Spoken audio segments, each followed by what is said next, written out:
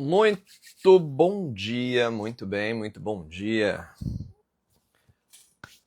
O microfone está funcionando. Bom dia, Paulo. Bom dia, Tassiane. Bom dia, Lidiana. Ana Maria, Leandro. Muito bom dia a todos que estão entrando agora, 7h30 da manhã, na nossa live de segunda-feira, começando direito. Bom dia. Ih, rapaz, agora aqui tá caro, acho que é isso. Tem uns nomes de perfil que são às vezes mais difíceis. Tem o Black Iron, que entrou aqui agora. Advogada Lidiana. É Lidiana ou Idiana? Não, é Lidiana. Lidiana, isso mesmo. Muito bom dia, muito bom dia. Começando direito, segundas-feiras, 7h30 da manhã. Vamos nos aproximando aí do final do ano de 2024. Essa é a penúltima live do Começando Direito no ano de 2024. Segunda-feira que vem a gente encerra o ano com a nossa última live do Começando Direito e aí a próxima já em 2025. Muito bem. Fiquei entre alguns temas aqui para poder ajustar essa live de segunda-feira. Fiquei olhando o que a gente tinha de assuntos já abordados nas lives anteriores e me ocorreu trazer para vocês, para a gente bater um papo, sobre contrato de posse. Juntar duas coisas que nem sempre andam juntas, contrato e posse. São dois assuntos jurídicos relevantes, mas muitas vezes andam separados. A posse, muitas vezes, ela se verifica independentemente de contrato, e a gente poderia até discutir, e vamos, né, aqui, se há a necessidade de um contrato para representar a existência de um direito de posse, e se quando esse contrato existe, quais são de fato os efeitos que a gente pode extrair desse contrato, desse instrumento representativo da posse. Certo? Então, o tema eleito para hoje é num país como o Brasil, em que a gente tem muita relação de direito sobre imóveis, né, direito das pessoas sobre imóveis, não representado por um título formal de propriedade. Muitos imóveis no Brasil não estão devidamente regularizados, ou o imóvel até possui uma matrícula regular, mas o direito de quem possui esse imóvel não está devidamente titulado, não está devidamente registrado. Então, muitas transações elas vão acontecer por meio de instrumentos, geralmente particulares, às vezes escrituras públicas, mas muitas vezes instrumentos particulares, aonde a posse vai ser o objeto daquela transação, vai ser o objeto daquela operação. E qual é o valor disso? Vamos conversar um pouco sobre esse instituto jurídico que é tão presente pelas características da sociedade brasileira. Né? Quantas vezes, quando a gente vai fazer um inventário de alguém, ou vai fazer a regularização, um divórcio, enfim, alguma situação de partilha, e a gente se depara com imóveis que não estão na propriedade daquelas pessoas que estão ali buscando essa partilha. O que eles detêm efetivamente sobre a coisa, muitas vezes é apenas, e não aqui diminuindo a posse, mas é posse e não exatamente domínio. Então vamos lá. O artigo 1196 do Código Civil, 1196 do Código Civil, ele vai dizer que considera-se possuidor todo aquele que tem de fato, e essa é a palavra mais importante aqui, considera-se possuidor todo aquele que tem de fato o exercício pleno ou não de algum dos poderes inerentes à propriedade. Considera-se possuidor aquele que tem de fato ao menos um dos poderes inerentes à propriedade. Que poderes são esses inerentes à propriedade? O artigo 1228, ele vai dizer, 1228, que o proprietário tem o poder de usar a coisa, o proprietário tem o poder de fruir de gozar dela, de extrair os frutos da coisa, e o proprietário tem o poder de dispor, né, de disponibilizar a coisa, transferi-la, vendê-la, doá-la, poder de disposição. Então o proprietário tem o poder de usar, ele tem o poder de fruir, ele tem o poder de dispor. O possuidor, ele tem ao menos um desses poderes de forma plena ou não. Contanto que ele exercite ao menos um desses poderes de forma plena ou não, ele já é considerado possuidor. E o possuidor precisa fazer isso em nome próprio. Isto é, ele precisa fazer isso para si mesmo. Então, ele não pode estar detendo a coisa para outra pessoa, guardando-a para outra pessoa, exercendo o poder como mandatário, como procurador, como um representante da outra pessoa. Ele precisa estar exercendo isso em nome próprio, em seu próprio proveito. Oi, Glória, você está dizendo que congelou a imagem? Alguém mais pode confirmar se a imagem está congelando, se ela está normal? Se já voltou aqui a correr normalmente? Se alguém me puder sinalizar aqui se está tudo certo com a nossa imagem. Tá normal, Marcelo? Então, Glória, deve ser eventualmente a sua conexão que deu aí uma congelada. Ó, a Adriana está dizendo aqui que tá normal, Leandro normal, Lidiana, joia, joia. Então, maravilha. Então, vamos voltar aqui. Então, ó, para que eu seja possuidor, diz o 1196, eu tenho que ter o exercício de fato, de forma plena ou não, de ao menos um dos poderes inerentes à propriedade. E eu tenho que fazer isso em meu próprio nome, ou em meu próprio proveito. Eu tenho que estar exercendo essa posse em proveito próprio. Se eu estiver exercendo essa detenção, se eu estiver detendo essa coisa para cumprir ordens de outra pessoa, se eu estiver detendo essa coisa em nome de outra pessoa, guardando para outra pessoa, então eu não sou possuidor, eu sou mero detentor e essa é outra situação jurídica, tá? O possuidor é aquele que vai ter a coisa, exercer poder sobre ela para proveito próprio. Exemplo, vamos dizer que eu alugue um imóvel para fins de moradia. Quando eu alugo esse imóvel para fins de moradia, eu celebro o contrato de locação. De um lado eu vou ter o locador, que é quem vai me dar a posse da coisa.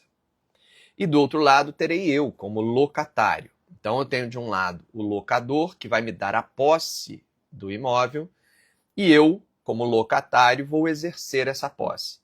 Vou exercer essa posse em nome próprio? Vou, porque é para minha moradia. Eu vou tomar essa posse, a gente chama essa posse de posse direta, eu vou exercer o poder para usar e para fruir. Eu não vou ter o poder de dispor, mas lembre-se, para ser possuidor eu não preciso ter todos os poderes da propriedade. Eu preciso ter algum dos poderes da propriedade e nesse caso eu vou ter o poder de usar a coisa e de fruir da coisa para fins de moradia. Eu vou poder estabelecer ali a minha residência. Tanto que quando me perguntarem, né, onde fica a minha casa, eu vou descrever essa casa como sendo aquela que eu possuo como locatário, certo? Então eu estou possuindo aquela casa como locatário, é a casa da minha moradia. Eu sou um possuidor. Bem, mas o que acontece com o locador nesse caso? O locador, ele deixou de ter a posse da casa dele, não, assim, a propriedade dele, ele deixou de ter a posse? E a resposta é não, ele também tem a posse.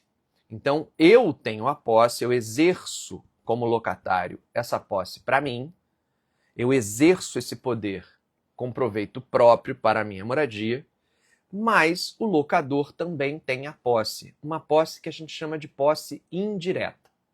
Então, ele tem a posse indireta e eu tenho a posse direta. Essas duas posses conhecidas como posses paralelas, justamente porque elas coexistem, né? Elas existem simultaneamente.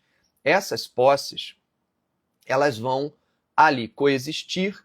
O possuidor indireto é o locador que me cedeu a posse direta. Então ele tinha a posse toda para ele e ele cedeu um pedaço para mim, então ele ficou com a posse indireta, enquanto eu vou exercer a posse direta sobre a coisa. Então, posse indireta aqui e posse direta aqui. Indireta do locador, direta do locatário. Esse desdobramento em duas posses paralelas está no 1197 e a gente regula isso normalmente por contrato. Normalmente é através de contratos que a gente desdobra a posse, ficando a posse indireta para uma pessoa e a posse direta para outra pessoa. Nós vamos ter isso na locação, nós vamos ter isso no comodato, nós vamos ter isso no contrato de depósito, nós vamos ter isso na alienação fiduciária.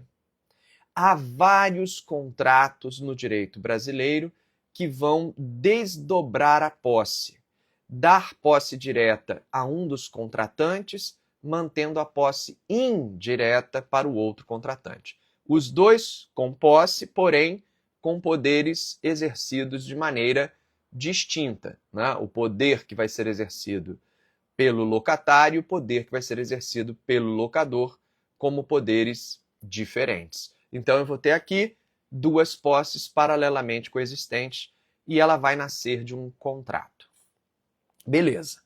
Esse possuidor direto, pessoal, como ele tem um direito de exercer esse poder recebido da outra parte, ele recebeu o direito de usar e de fruir, ele vai ser um possuidor justo, ele recebeu ali de uma maneira justa por meio de um contrato, e ele vai exercer essa posse justa enquanto esse contrato estiver vigente.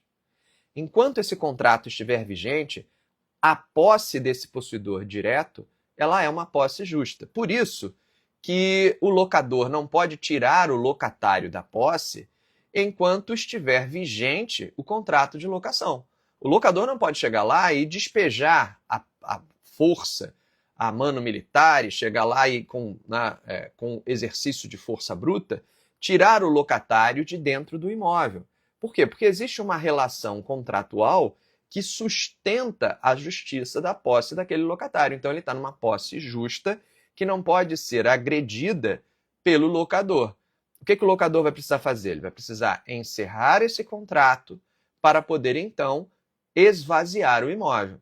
Então eu preciso retirar, se eu for o locador, eu preciso encerrar essa relação contratual, extinguir o direito a essa posse direta, para então reaver a coisa das mãos do locatário. Veja que existe aqui uma relação mais robusta entre quem tem a posse direta e a coisa. Quem tem a posse direta, contratualmente obtida, tem uma situação mais profunda e mais protegida. O próprio legislador vai dizer que o possuidor direto tem proteção da sua posse, inclusive contra o possuidor indireto. O possuidor direto tem direito à proteção da sua posse, inclusive contra o possuidor indireto, artigo 1197. O que significa que se o locador tentar, à força, tirar o locatário daquele imóvel, sem ter primeiro promovido o encerramento do contrato e obtido uma ordem regular de despejo, esse locatário terá direito a proteger a sua posse, fazendo ali a manutenção dessa posse, inclusive, se necessário, com a legítima defesa, certo? O mesmo procedimento, Adriana, cabe para o contrato de locação comercial. O mesmíssimo procedimento. Eu estou no contrato de locação comercial, eu estou colocando o locatário na posse direta do imóvel, ele está numa situação possessória protegida, reconhecida, de modo que a remoção desse locatário pressupõe antes que esse contrato seja rescindido e que exista uma ordem judicial para o encerramento dessa situação possessória. Ou que haja um comum acordo, porque também pode ser por comum acordo, né? O contrato termina e o locatário se compromete amigavelmente a desocupar.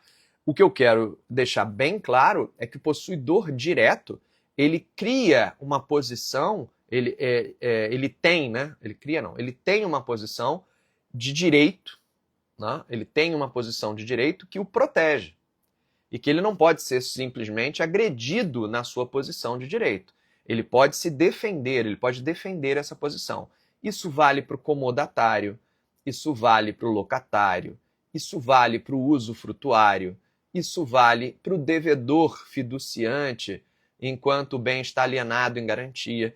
Toda situação de posse direta cria uma proteção, um direito protegido para aquele que recebeu essa posse, para aquele que está nessa posse durante o período de vigência do contrato. É diferente da situação de mera detenção. A situação de mera detenção é uma situação extremamente precária, a qual o ordenamento jurídico não confere o mesmo tipo de proteção.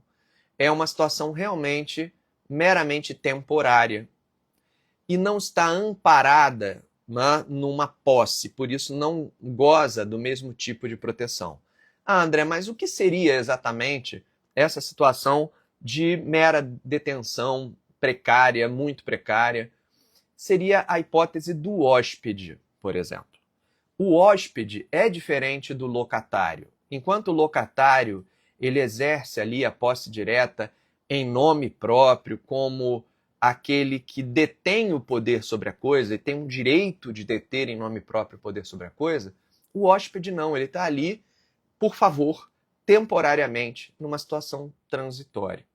Então, se nessa época de festas, de festividades de fim de ano, você está recebendo em sua casa um parente, você está recebendo em sua casa um amigo que veio para a sua cidade para comemorar ali as festividades de Natal, de Ano Novo, essa situação do seu familiar, do seu amigo que está hospedado na sua casa, não é a mesma situação do locatário.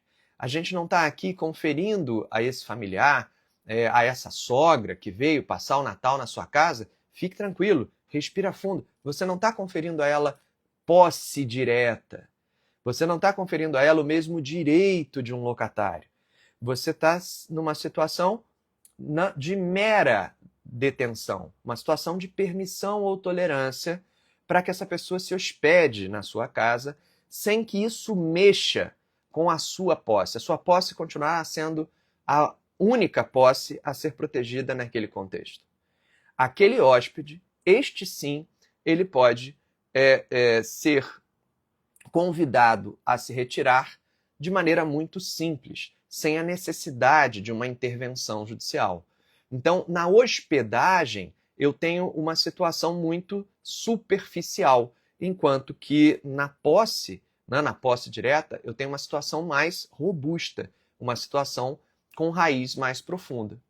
Por isso, gente, que muitas vezes eu vou ter no Airbnb, nas locações de curtíssima temporada no Airbnb, olha aí o Marcelo já vindo com a hipótese. Eu vou ter na questão do Airbnb uma situação de discussão sobre o que é aquilo, né? Eu tenho no Airbnb uma locação mesmo ou eu tenho no Airbnb uma hospedagem? Né? O STJ ele tem dito em várias oportunidades que a locação de curtíssima temporada, essa locação que você faz por diária e que tem lá um anfitrião e que é essa relação que se estabelece de maneira comum, né, nas plataformas tipo Airbnb, é uma situação de hospedagem, né, uma situação em que eu ofereço ali, né, um local para a pessoa dormir, um local para a pessoa se abrigar durante um determinado período, geralmente com uma contraprestação paga por diária, né? Então não criando ali uma situação robusta de posse. Né? Como ocorre com os hotéis também, eu não tenho uma situação robusta de posse, eu recebo a chave do quarto do hotel para me hospedar, eu não tenho ali uma posse duradoura, eu tenho uma relação precária e temporária. Por isso que muitas vezes a gente vai ter no Airbnb a gente vai receber um código para entrar na unidade, se tem ali uma fechadura eletrônica, a gente vai receber um código, a gente tem um período de permanência, e fim desse período, simplesmente a gente não acessa mais. Não, a gente não consegue mais ingressar dentro da unidade. E dentro desse contexto, isso seria normal, isso seria regular. Né? Quando o anfitrião ele bloqueia o acesso do hóspede à unidade de Airbnb, ele estaria tratando essa situação como uma situação de hospedagem e, portanto, de mera detenção e, portanto, precária. Não se poderia fazer da mesma forma se fosse uma locação residencial. Fiz um contrato de 1 ano para a pessoa estabelecer a moradia, fiz um contrato de 30 meses para a pessoa estabelecer a moradia. Ou, se fosse comercial, fiz um contrato de 5 anos para um estabelecimento comercial funcionar. Eu posso simplesmente trocar a fechadura, trocar o código e não deixar mais o acesso? Não, porque ali eu estou dando posse direta, estou constituindo um direito em favor daquele locatário. Enquanto que na hospedagem do Airbnb, normalmente ali a ideia é que não tem naquela hospedagem uma situação de posse, mas apenas uma situação transitória, temporária, de mera detenção própria das hospedagens, à semelhança do que acontece nos hotéis. Tá certo que a situação do Airbnb é uma situação mais confusa, porque eu não tenho uma legislação claramente regulando a matéria, existe uma discussão grande, né, na jurisprudência, tanto que o STJ chama isso de hospedagem atípica, porque eu não tenho uma legislação dizendo exatamente o que é. Mas se é hospedagem, a situação não é de posse, a situação é mais precária, é uma situação de mera detenção, por isso haveria aí essa situação menos protegida. No caso do coworking, Marcelo, a gente poderia ter exatamente a mesma situação, sabe? Na exploração do coworking, eu estou dizendo que a pessoa vai poder utilizar o espaço por um determinado tempo. Esse espaço pode ser com uma semi-exclusividade ou é uma área comum de compartilhamento, em que eu vou dar àquele usuário do espaço, né, eu vou conferir a ele, por permissão, né, a detenção daquele espaço dentro do prazo combinado. Agora, Marcelo, tem que tomar cuidado, porque como o cowork também é uma operação atípica, ela não tem uma legislação regulando o contrato de cowork, já vi situações em que no cowork se optou por fazer um contrato de locação. Na verdade, sublocando espaços com maior duração. E aí, criando-se a partir de um espaço exclusivo, com duração mais longa, um desdobramento da posse. E aí, criando, sim, uma posse direta. Mas o cowork mais conhecido, aqueles aqueles grandes espaços de compartilhamento, aqueles normalmente vão trabalhar com o quê? Prestação de um serviço e cessão de uso de um espaço em caráter de mera detenção, sem criar ali uma posse, tanto que eu não tenho um espaço, muitas vezes eu não tenho um espaço definido aonde eu vou exercer com exclusividade aquela minha posição de poder. Eu tenho, né, um espaço ali de compartilhado, em que o aproveitamento daquele espaço, o uso daquele espaço é um uso transitório. Isso é muito importante regular por meio de contrato, porque vai dizer a maneira como eu vou encerrar essa contratação, né? Se for uma locação, o encerramento dessa contratação poderá atrair a necessidade de judicializar por causa do despejo.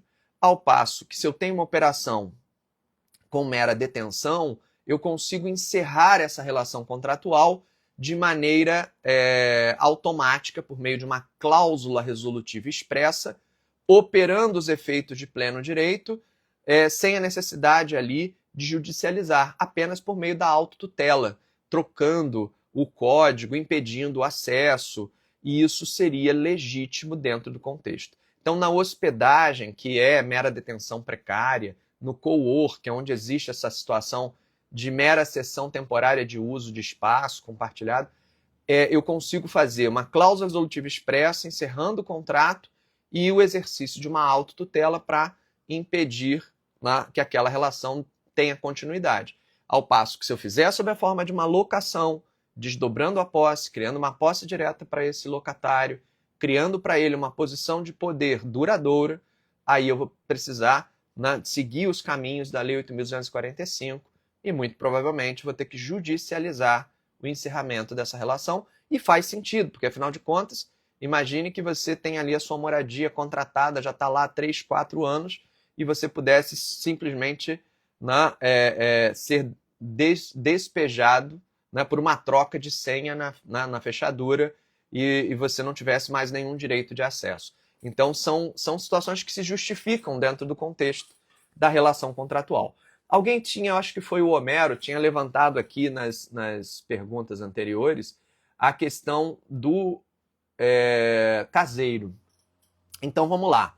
A questão do caseiro, Homero, ela é detenção, mas ela é um pouco mais complicada, em certa medida um pouco mais complicada, do que a do Airbnb e do que a do cowork. Porque nos hotéis, nas hospedagens por meio de Airbnb e no cowork, existe mesmo uma relação muito precária, visivelmente precária e curta, né? A duração daquela relação costuma ser uma relação de curtíssima duração ali.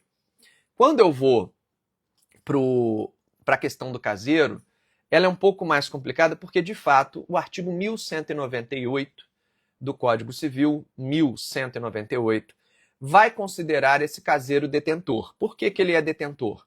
Porque ele está em curtíssima duração? Não é pelo tempo. Ele é detentor porque ele não exerce o poder em nome próprio. Não é pelo tempo que ele fica, mas por ele estar ali exercendo um poder que não é dele. Ele está exercendo um poder a mando de alguém. São razões diferentes pelas quais um hóspede é detentor e um caseiro é detentor. Os fundamentos legais são, inclusive, diferentes. Eu vou repetir isso aqui. Os dois são detentores. Os dois têm uma posição mais precária de mera detenção, não é posse, é mera detenção. Só que o fundamento, né, pelo qual um é detentor e o outro é detentor são diferentes. No hóspede, essa detenção ela está no artigo 1208. Para o hóspede, essa detenção está no artigo 1208, que diz que não induz posse, quer dizer, não cria posse, o ato de mera permissão ou tolerância. Então, se alguém se hospeda, é porque eu estou permitindo que se hospede, ou porque eu tolero que permaneça por uma relação curta, por uma relação superficial, por um curto espaço de tempo em que se cria ali uma situação precaríssima de detenção. Eu estou usando aqui a questão do curto espaço de tempo para ficar mais fácil de visualizar. Ah, mas eu já vi hóspede que ficou muito tempo. Aí é exceção. Normalmente as situações são mais breves, menos duradouras. Então eu tenho no 1208 a mera permissão ou tolerância como justificativa para considerar o hóspede alguém que está ali, né, mas que não tem posse em nome próprio, não tem posse profunda. Já o caso do caseiro está no 1198. No 1198, que diz que considera-se detentor aquele que, achando-se em relação de subordinação, achando-se em relação de dependência, exerce o poder sobre a coisa, não para uso próprio, não em nome próprio, mas em nome alheio. E aí o caseiro entraria nesse contexto de alguém que, exercendo por subordinação o poder, toma conta da coisa alheia. Então ele está ali tomando conta da coisa alheia. Isso se estenderia até sobre aquela casa onde ele fica hospedado, onde ele fica ali residindo enquanto exerce essas atribuições. Então ele tem uma situação que é de detenção, por força do artigo 1198, embora exerça essa posição por mais tempo. É detenção, embora ele esteja há mais tempo, é detenção porque ele exerce em nome do contratante e não em nome próprio. Ele não está ali para usar e fruir para si. Ele está ali para proteger e guardar para o outro. A moradia que ele exerce é uma consequência do trabalho que ele desempenha. Então, em função dessa atribuição que ele tem, ele está ali, mas ele não está ali em nome próprio. Entretanto, Homero, vale lembrar que é um pouco diferente a hora de você remover o caseiro.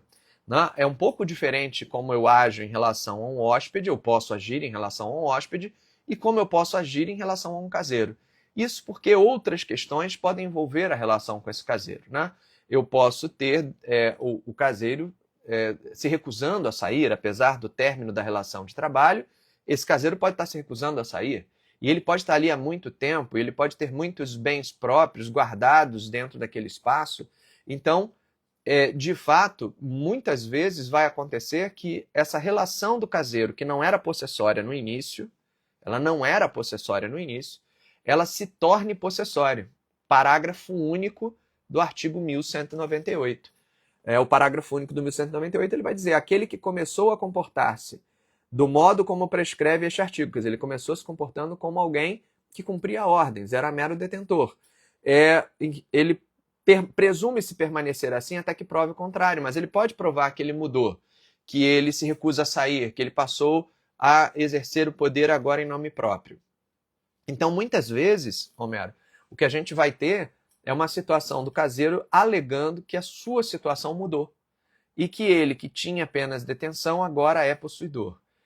E aí tem que tomar muita cautela quanto a isso, porque quando essa mudança acontece, aquela situação do caseiro que não permitia a ele uso capião, não permitia a ele falar futuramente em uso capião, vai começar a dar direito a ele de contar tempo para uma futura uso capião. Então, o sujeito era caseiro, foi demitido ou encerrou o contrato com ele, e não se teve ali o cuidado de também encerrar a posição de poder que ele está exercendo sobre a coisa, deixou-se que ele ficasse, aquela situação, com o passar do tempo, pode conduzir à caracterização de uma uso capião.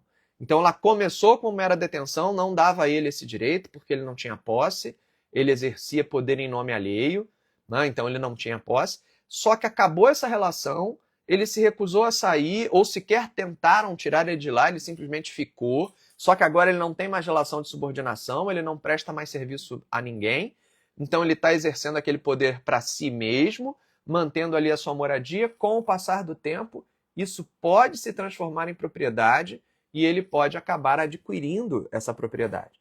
Quanto tempo? Vai depender de uma série de fatores, tá, gente? Porque o uso capião tem várias modalidades diferentes com requisitos diferentes.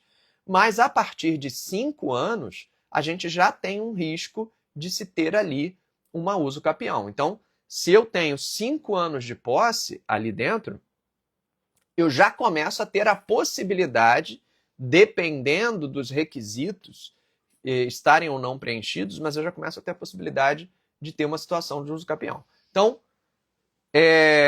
o trabalho daquele caseiro não vai ser mais necessário, você está encerrando a relação com ele, ele não vai mais exercer posição de poder e controle ali, você vai encerrar esse ajuste, é preciso resolver como é que vai ficar essa questão de permanência ou não permanência desse caseiro naquela casa que ele, então, ocupava. O que eu recomendo? Mas eu pretendo deixar ele ficar ainda algum tempo.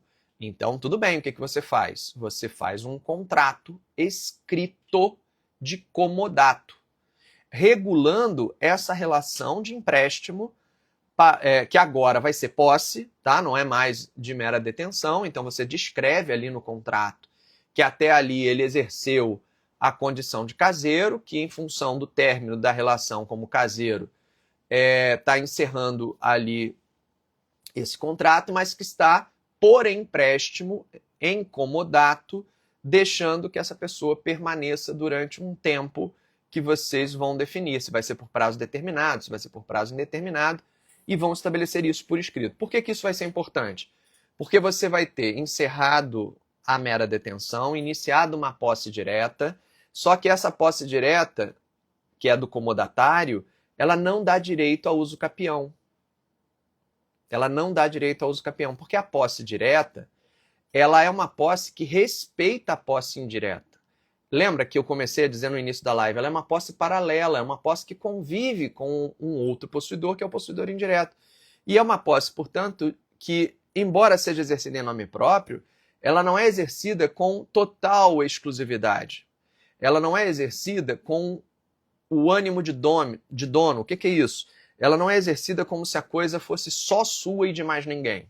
Se você reconhece que o outro é o comodante, se você reconhece que o outro é o locador, se você reconhece que o outro é o dono e tem um contrato reconhecendo isso, essa situação sua dificilmente dará direito a um pedido de uso capião. Então você protege essa situação. Isso mesmo, Márcio. Eu evito que a posse desse comodatário seja chamada posse qualificada para fins de uso capião, que é a posse com ânimo de dono. Eu evito. Eu coloco ali e formalizo. Agora, se eu faço de boca, né?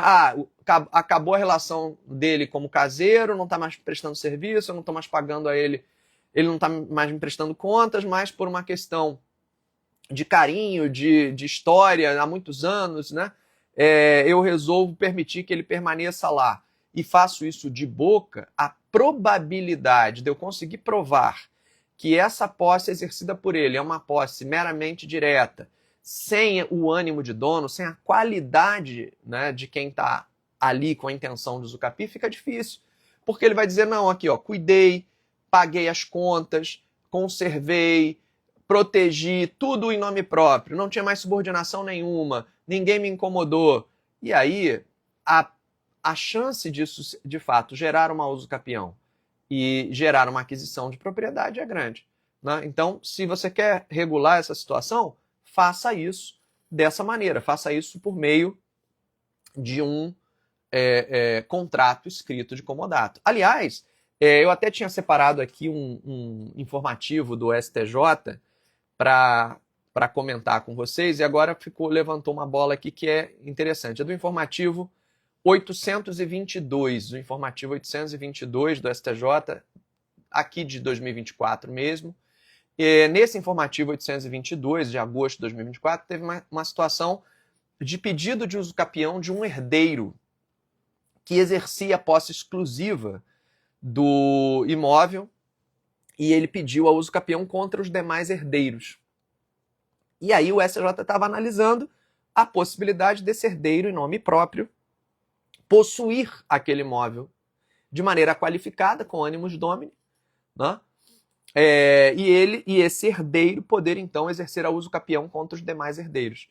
E o STJ reconheceu essa possibilidade. Tá? O agravo no recurso especial 2355, 307, São Paulo, agravo no recurso especial 2355, 307, originário de São Paulo, informativo 822, aonde é reconhecida a possibilidade. Então aqui também a gente pode chamar a atenção para isso.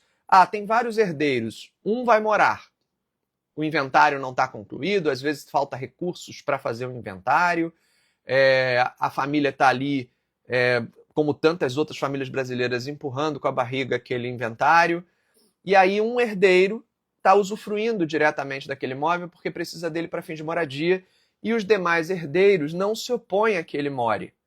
Beleza, mas como vamos fazer isso? Vamos permitir que o outro use com exclusividade de boca, por meio de um acordo meramente verbal, ou a gente vai fazer isso aqui por escrito? Se a intenção dos herdeiros, dos demais herdeiros, não é abrir mão da herança em favor daquele que está morando, se a intenção dos demais herdeiros é apenas tolerar aquela situação, é concordar com ela, é permitir que ela aconteça, reconhecendo a situação de necessidade de moradia temporária daquele herdeiro, faça isso por meio de um acordo escrito. Faça isso por meio de um comodato escrito, em que os demais herdeiros emprestam, permitem expressamente que aquele único herdeiro exerça ali a posse direta da coisa para fins da sua moradia. E aí você tem uma situação, certo? Você tem uma situação em que os demais herdeiros evitam que ocorra um uso capião por aquele herdeiro que sozinho ficou exercendo a posse exclusiva do bem. Se simplesmente os outros herdeiros lavam as mãos e silenciam diante daquela posse exclusiva, não não conduzem aquele, não movimentam aquele inventário, também não buscam o rateio das despesas, também não buscam interagir com aquele herdeiro. Aquela situação de exclusividade com que aquele herdeiro vai exercer a posição de poder pode sim gerar para ele o direito ao uso capião, e aí ele vai usucapir direta e exclusivamente, e os demais herdeiros não terão o que fazer. Não terá partilha aí, ele terá usucapido com exclusividade. Então, esse é um ponto de atenção que a gente tem que ter não só em situações de herança, mas situações onde a gente empresta a coisa. Né? O emprestar a coisa deve ser feita de maneira a se ter prova, preferencialmente documental, de que isso é uma relação de empréstimo e que, por isso, aquela posse não é uma posse qualificada para fins de uso capião. Né? Então, o Claudemiro fala aqui, inventários de céu aberto, uma herdeira, desde a morte do autor da herança, exerce essa posse. Né? Eu imagino que seja isso, né? Exerce essa posse. O que acontece? Se essa herdeira tem o direito real de habitação, por exemplo, é a meeira, né, que ficou, sobreviva e que, por força de lei, tem o direito ao direito real de habitação com exclusividade. Aí a posse é dela mesma por força do direito real de habitação. E o exercício da posse em nome do direito real de habitação não dá uso capião. É um direito que cria posse direta, mas não cria a posse plena, menos mal. Mas se for, por exemplo, um filho ou uma filha, né, que está ali exercendo aquela posição, não é direito real de habitação, né, é uma posse que está sendo exercida com tolerância dos demais. Está sendo exercida sem que os outros façam qualquer coisa. O inventário está rolando, mas tem que ver como é que isso está sendo conduzido. Se isso está, por exemplo, se essa herdeira que está morando, tá, ela está se manifestando no processo, reconhecendo o direito dos outros à partilha, tem a assinatura dela em documentos, tem petição feita em nome dela, tem advogado atuando em nome dela. Se ela está se manifestando no processo, reconhecendo o direito dos outros, beleza, porque seria incompatível eu querer usucapir e ao mesmo tempo concordar que os outros herdeiros têm cota à parte e concordar com planos de partilha, fazer primeiras declarações. Se eu estou no processo, concordando com tudo que está acontecendo ali no processo, eu não tenho uso capião. Então, mesmo eu sendo o herdeiro que estou morando sozinho, mas as minhas manifestações no processo afastam o meu ânimo de uso capir. Mas se esse processo nem foi aberto, está parado, ou se esse herdeiro não está participando do inventário, ele não está se manifestando lá, fica atento. Pode ser importante documentar essa posse que ele está exercendo como um comodato, fazendo ali um termo de comodato que documente essa situação. Mas se as manifestações dele no inventário forem manifestações de concordância, aí, né, de quem está ali, não, olha aqui, às vezes ele é o próprio inventariante, né, está fazendo todas as declarações do inventário. E aí está mais tranquilo, porque são ações incompatíveis com o pedido de uso capião. O Nelson fala aqui, a partir da morte, sem oposição, inicia-se o prazo para uso capir? Então, Nelson, se a pessoa que, né, a partir da morte já estava no imóvel, às vezes a pessoa era mera detentora, estava ali morando junto, e aí houve a morte e ela passa a exercer sozinha. Ali já se começaria a contar, sim, o prazo para uso capir, tá, Nelson? Então, se a pessoa já estava no imóvel e só deu continuidade àquela posição, às vezes morava junto com o autor da herança. Estava ali, era mero detentor, morando junto. Mas aí o sujeito morreu, a pessoa ficou sozinha, passou a cuidar da posse com exclusividade. Ali pode dar ensejo, sim, ao início da contagem de um prazo de uso capião. E aí os herdeiros ficaram, não tomaram nenhuma atitude, os demais herdeiros não tomaram nenhuma atitude, o tempo foi passando. Isso pode caracterizar uma situação de uso capião. Quanto à questão da impugnação, né, da gente poder fazer manifestações que contrariem aquela posse, né, para fins de uso capião, tem que ficar atento aí o seguinte, eu posso interpelar a outra parte, posso interpelar esse herdeiro para interromper aquele prazo de uso capião, mas não basta apenas notificá-lo, eu vou precisar tomar atitudes. né? Apenas notificar dizendo, olha, concedo um prazo de X dias para que você desocupe, estou me opondo aqui à sua posse, formalizando a sua posição. Mas se eu não tomar atitudes efetivas de reintegração de posse, por exemplo, atitudes efetivas que regularizem aquela situação e evitem que aquela posse permaneça, o que pode acabar acontecendo é começar a contar o prazo de novo. Aí você interpelou, notificou, se opôs, mas não atuou, o prazo vai voltar a contar normalmente. Você interrompeu, mas o prazo volta a contar de novo. Tá? É igual a interrupção de prescrição.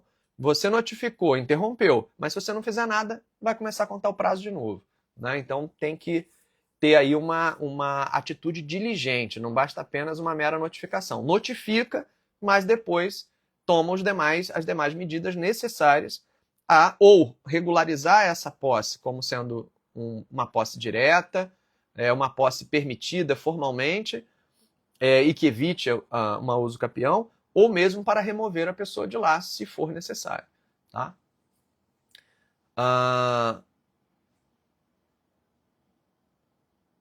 Rapaz, mas aí, né, você fez uma pergunta aqui que eu vou ter que desenhar. A esposa de falecido pré-morto da mãe... A esposa de falecido pré-morto da mãe. Eu não sei se eu entendi se eu consegui desenhar esse relacionamento. E pós-morto ao pai, a esposa concorre com a mãe após o seu falecimento. Aqui eu fiquei... a esposa de falecido pré-morto da mãe.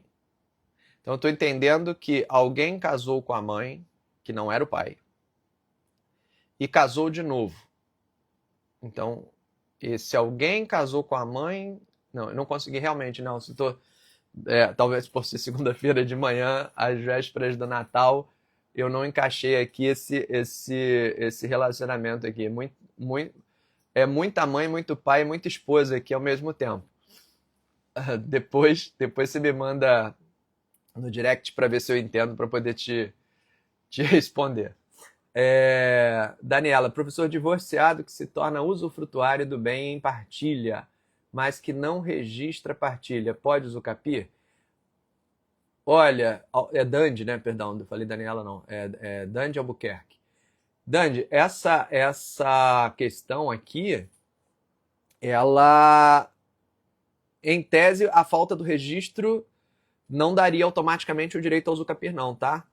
Porque a falta do registro, ela geraria apenas efeitos, impediria a geração de efeitos em relação a terceiros, mas o usufruto estabelecido no acordo de partilha está valendo entre as partes.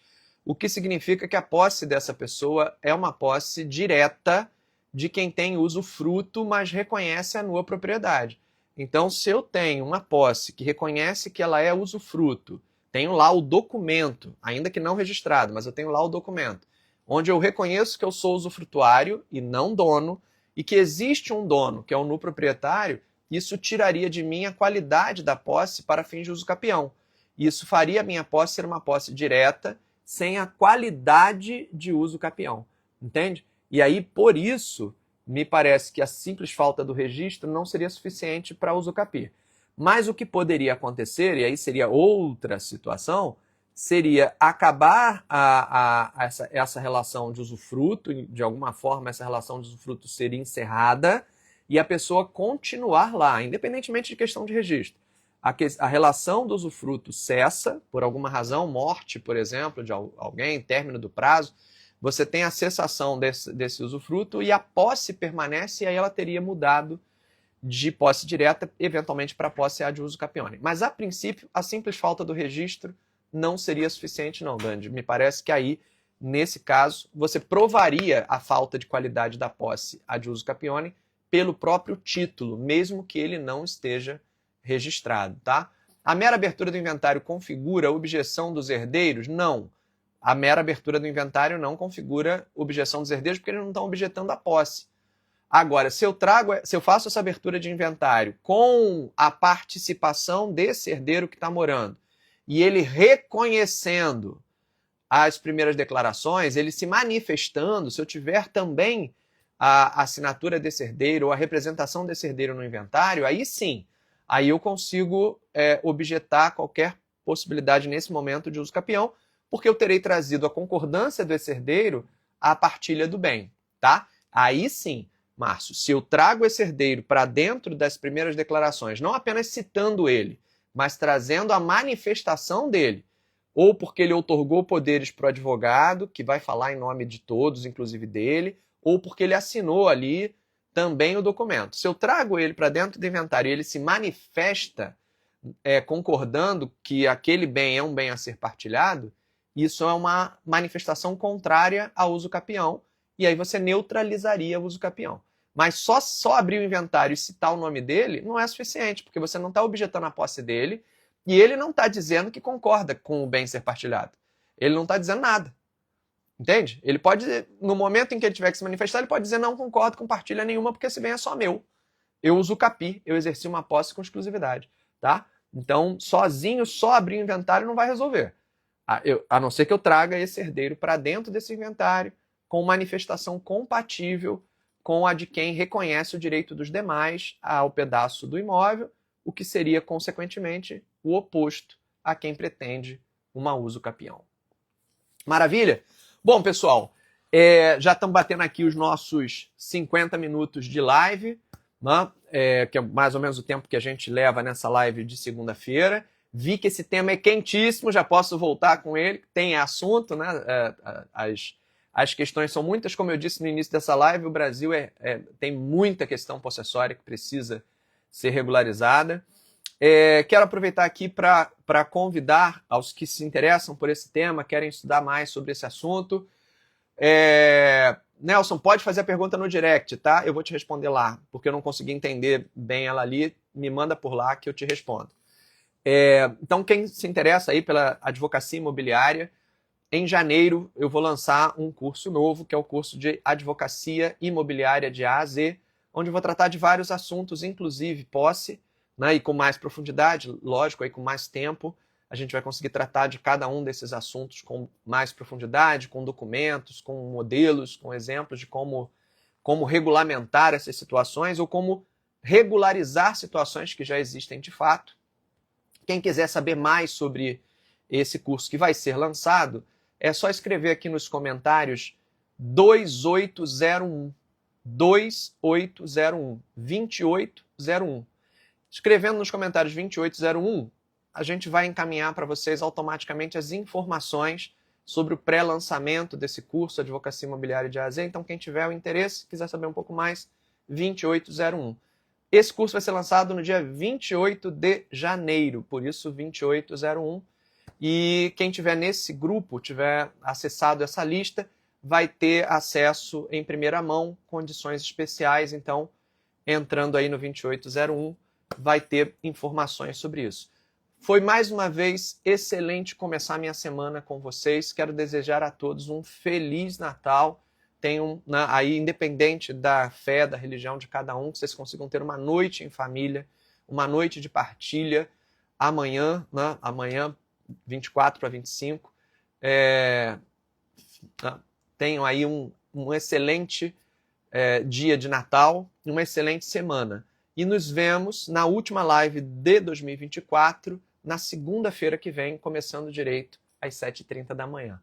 Valeu, gente. E Nelson, tô te esperando aqui pelo direct para poder entender melhor a tua pergunta e poder te ajudar aí. Um abraço, uma excelente semana a todos. Tchau, tchau.